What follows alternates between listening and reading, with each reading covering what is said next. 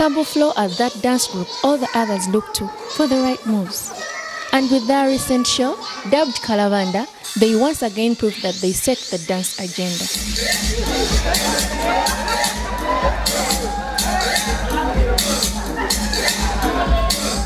That the dancing was spectacular is a given. Tabu Flo shall never disappoint in that regard. The moves were all inspiring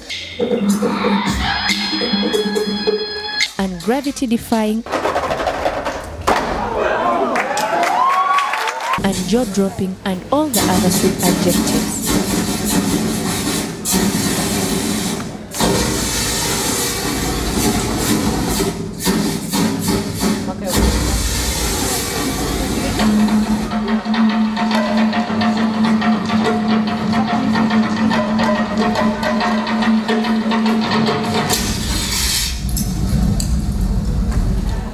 But Kalabanda was also about showing that Tabu Flo are more than just masters of dance motion. It demonstrated that this team of diverse talents can unite to turn an idea into action and produce an all-round visual feast. I was writing down a short about my life in high school and primary school. So I thought about all the dramatic things that happened in school, and then I shared it with the people, with the guys in the crew. In our company, we are made up of having creative, comic, dramatic dance pieces. And then I thought about if we do something called Kalabanda, kakalabanda.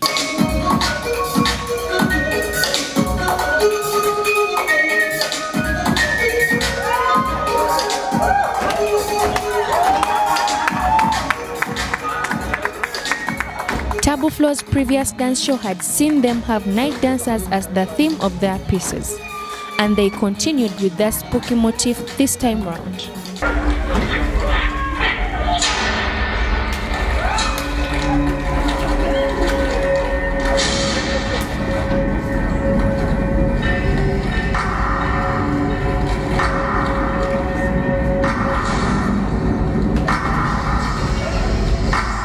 My task as a prop master was to create props of the Kalabanda.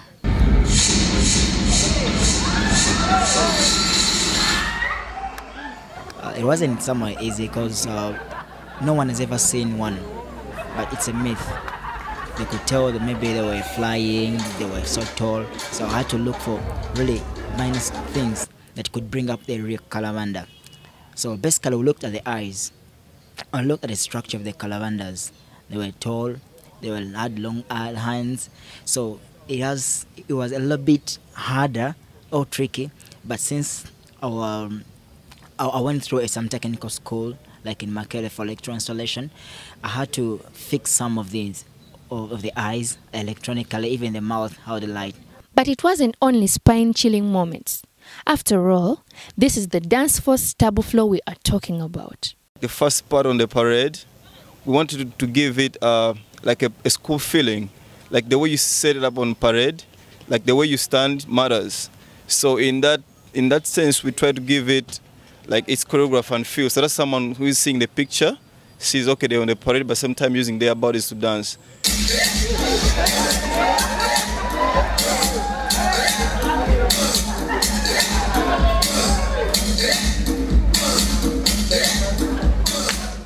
The cup scene was really amazing because the way we used to like approach and being aggressive for porridge, and when the bell rings for break time, we're all screaming, "Yo, it's break time, go for break, go for break." So we try to bring all those memories back in one set.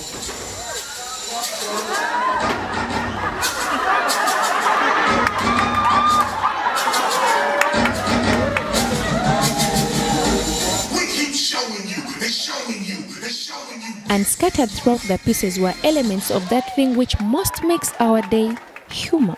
Like for example, the exam part, my favorite. The reason why the choreographer stands out is it's not all about dancing all the time. It's all about the technique.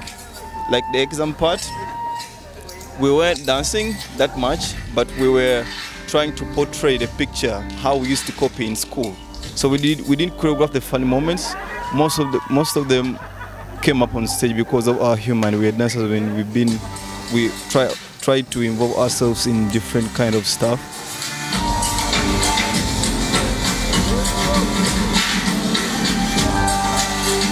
So we're trying to make the peace happen, make people go into the peace as well, make people like of different backgrounds, either Muzungus or whatever, who haven't knew about these experiences happening in school. So we try to make them understand in a funny way and in a scary way as well. Bullies and fights. Who can ever forget those truly school moments? About the fight scene, I think it's very necessary, because if you talk about school, boarding school, it's like equals to a fight.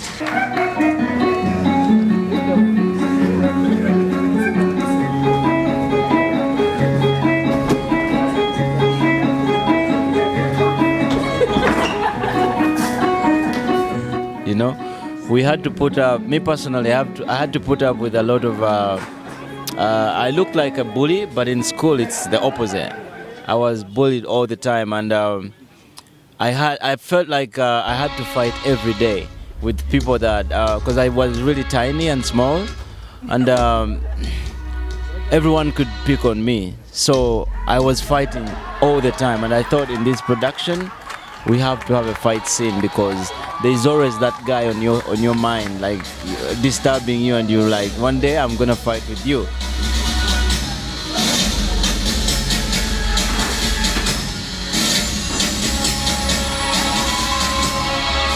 Kalabanda was another mega moment in Ugandan dance, courtesy of one of its greatest ambassadors. This specific part, Kalabanda, the Skeltor, we've used a fusion of styles, basically African traditional styles and hip-hop styles.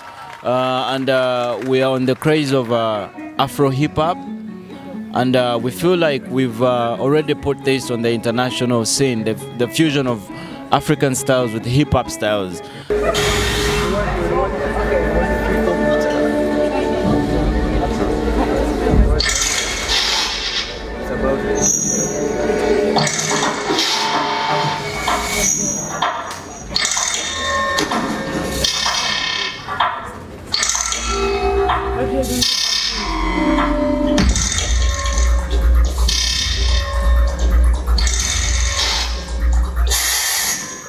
There are a couple of dancing groups, dance crews around Uganda, but what makes us stand out is that Tabu Flo itself, from individuals of Tabu Flo, most of them, they do a couple of other things.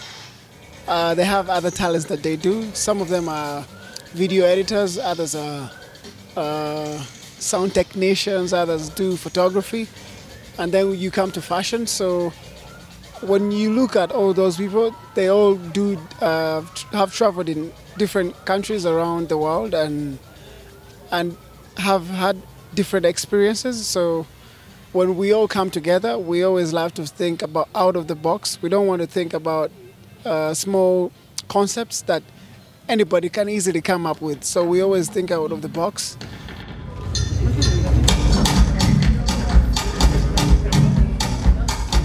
Tabu Flo's style of choreography is very different, and I'm sure a lot of people, especially professionals, wouldn't agree with the way we operate. But that goes back to our name, which is Tabu, which is like chaos. You know what I mean? But we believe that through like chaos, that's when we get the best out of the best. And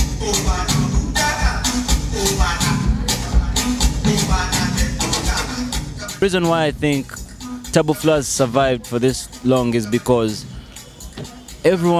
each and every member of Tabu Flo is in Tabu Flo for number one, passion. If you look at all the members, everyone has what they do else apart from dancing.